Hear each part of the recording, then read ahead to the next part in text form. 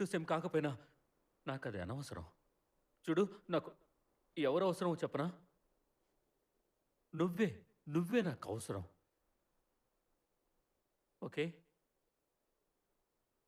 ఇది నీకెప్పుడూ చెప్పలేదు. చెప్పుండాల్సింది. చెప్పలేకపోయాను. ఎందుకంటే ఆహ్, అది నీ మనసులోని బాధల్ని, భావాల్ని అర్థం చేసుకోలేని బలహీనుడిని కాబట్టి నేను నీకెప్పుడూ భారంగానే ఉన్నాను. నీ బాధల్ని నేనెప్పుడూ పంచుకోలేదు. దానికి కారణం బహుశా నా జీవితం మొత్తం ఒంటరిగా గడిపినందుకేమో. సాకులు చెప్పి సైడ్ చేయడానికి చెప్పట్లేదు. అది నా జీవితంలో జరిగిన నాకు సంతోషాన్నిచ్చిన విషయం ఏదన్నా ఉంది అంటే అది నువ్వే.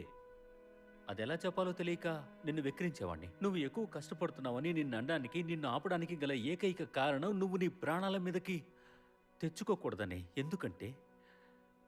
ఎందుకంటే ఈ ప్రపంచంలో నువ్వు తప్ప ఇంకెవరూ లేరు నాకు.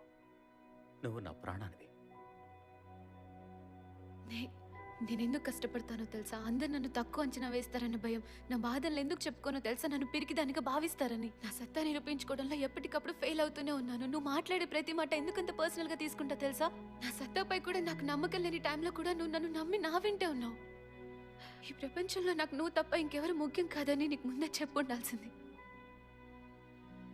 నా చిన్నప్పటి గాయాలు నాకింకా గుండె లోతుల్లో మిగిలే ఉన్నాయి. అవి బయటికి చెప్పి బలహీనుడిని కాలేను. పని అంటే పని మాత్రమే కాదు, దొంగలు పట్టుకునే విషయంలో కూడా రిస్క్ నేను తీసుకుంటుంది. జీపీడీలో చేరింది పోలీస్ అవ్వాలని కాదు. నాకెప్పుడూ ఒక గుంపులో భాగం అవ్వాలని ఉండేది. అందుకే నేను కావాలని చేరాను.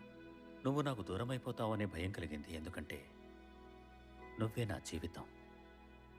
నేను నిన్ను వదిలేసి వెళ్లకుండా ఉండాల్సింది.